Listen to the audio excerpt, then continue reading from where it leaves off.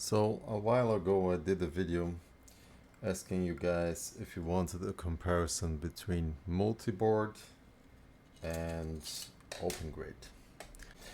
And I will do a second video with a deep dive of how I use these systems. But I started researching and I actually also looked at Honeycomb Storage Wall, at GOEWS, which stands for Greatly Overengineered Wall System. And actually for Multiboard there is a new tile version, which is this Multiboard low density. And for OpenGrid there is also the light version. So in this video I will talk really quickly about all of them and make a small comparison of how much time and filament you need to print each of these and the basic characteristics. And in another video I will go deeper into Multiboard versus OpenGrid, because these are the systems I use and I think these are the more interesting ones. So to start from this side here, this is a greatly over-engineered wall system, and it is based on a 42 millimeter spacing. So 42 millimeter, which is exactly the Gridfinity size. So it's based on Gridfinity spacing. And the way this works, it has this kind of cleat here, and so you have hook, the mounting stuff that it slots into this cleat, and that's it. That already holds weight. If you want to really lock it in place, you can use a bolt and just make it like this. And now this is rock solid, it won't go anywhere. And of course, if the thing you are hanging is multiple units wide, it will be even tougher. I think this is kind of, there's too much going on for me. There's the round stuff, the irregular shapes and the hexagons. So visually it's very much. It might be interesting for if you have to hang stuff and take them out a lot of times. This is really easy and fast. But then again, you could just have French cleats and some other system. We'll look into this. So it looks sci-fi, it looks really strong. It uses a lot of filament, as we will see in the comparison, but it's just not for me. So this is the GOEWS. Then we have Honeycomb Storage Wall. This is really popular, even more so than OpenGrid and Multiboard. There are a lot of models online. For GOEWS there's very few models online. For Honeycomb Storage Wall there are a lot. So this is hexagons just like that, but smaller. And the way this works is that you have you push the supports in. They have kind of little pegs on some sides, and those lock into, there's a ridge. So we have to mount it like this, and I think you actually have to mount it flush to something, because otherwise it will just fall out. And the thing that bothers me about this with the hexagons is that to make the tiles like multiple tiles, because you end up building grid, so the connector is kind of irregular shaped. It's kind of a sore on the eye, and well, and you actually also have to use some kind of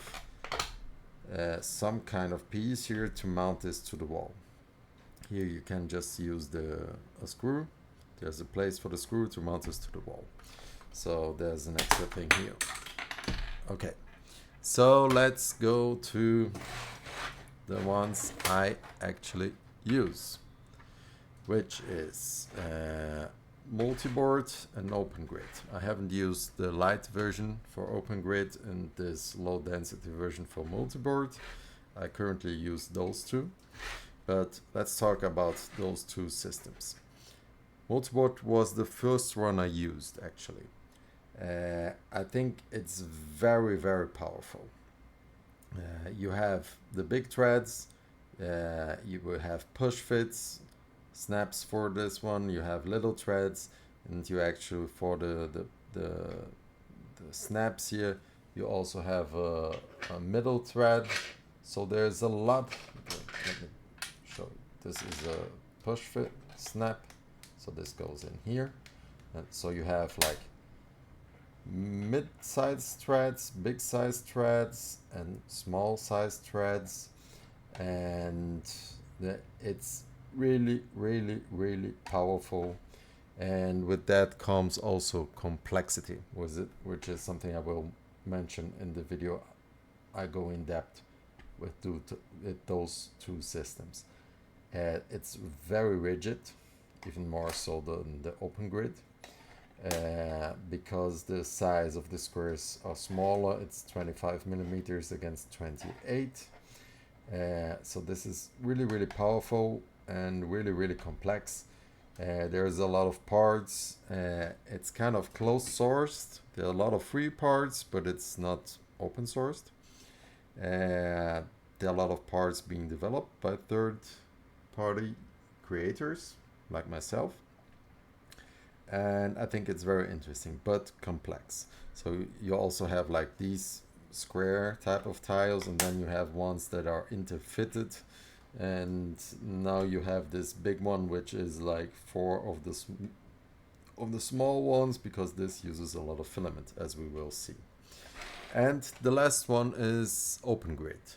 So OpenGrid is open source, I believe, and I think this is really a good compromise between strength and speed and how much filament you use, but this is what I have been using. In the new places I need some system like this. You use snaps also here that can have kind of threads, and the threads expand the snaps so they go into the groove to hold more weight. There are snaps that are weight bearing, and there are normal snaps. So there are less models than Multiboard currently, and much less than Honeycomb Storage Wall. This one has the most, I think. I think this is also the oldest one.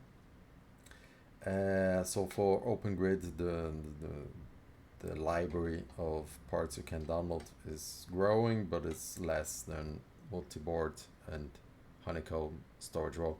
It's just more than GOEWS, because this one is, I don't think people like this too much. You have the light version, which is slimmer, and this uses much less filament. It is also less strong, and this one, of course, you need to mount in this direction. I think this is bi-directional. This one you need to mount like this, because it kind of has a ledge like the Honeycomb, and it's very slim. So I think this is more like for keychains, and I think some things like a caliper should be able to hang out of this, but I wouldn't hang, like, for instance, a screwdriver, a power drill off a mount mounted to this. That's where these come in and are much stronger. So last thing I want to show you in this video, and as I said, I will make an in-depth video about these two, but I did some comparison. I actually loaded up all the models into OrcaSlice, and I set 3 wall loops and 50% infill with crosshatch with the standard speeds I use for my printer here. It's a Creality Ender 3v3KE. And giving those parameters, I fitted the biggest size of tiles I could on my plate, and saw how much time and how much filament it used. So if we go to the table, so this is the width, the length, the height, and the units of the models I put into OrcaSlicer, the time and filament, those needed to print. And then I calculated how much it is necessary to print a whole square meter. So 1 by 1 meter. For you guys in the US that use crazy measurements, figured it out. But the thing is, time to cover 1 square meter, so in hours and minutes, and how much filament in kilograms you need to cover 1 square meter. And if we look at this, we get to this basically. So the fastest one and the lightest one is OpenGrid. That takes about 41 hours and 900 grams to print 1 square meter. Then we get to multiboard low density, which is the big one. But I think you actually need to print also specific tiles to then hang things off those specific tiles when you use this low density. So this one takes about 1 kilo and 300 grams and 47 hours to print 1 square meter. Then we get to OpenGrid, which takes about 1.5 kilograms and about 64 hours to print 1 square meter. Honeycomb Storage Wall uses more material than Multiboard, but is much faster to print.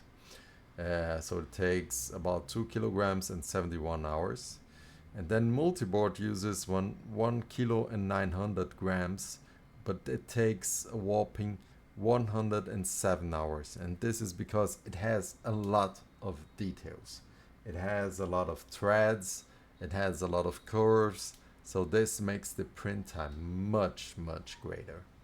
And then of course there's the greatly over-engineered wall system, which the name implies and goes to, I think it speaks for itself, that it takes 119 hours and almost 3 kilograms to print 1 square meter. I think this is why this system is not widely used. I will not use it, and I think this is the Achilles heel of this system. Although it seems interesting and feature rich, it's just over the top. So in the next video, I'm gonna talk specifically about OpenGrid and Multiboard. If you like this video, if you want more of it, please leave a like and subscribe so I know that this is helpful for you guys. Thank you very much. Bye bye.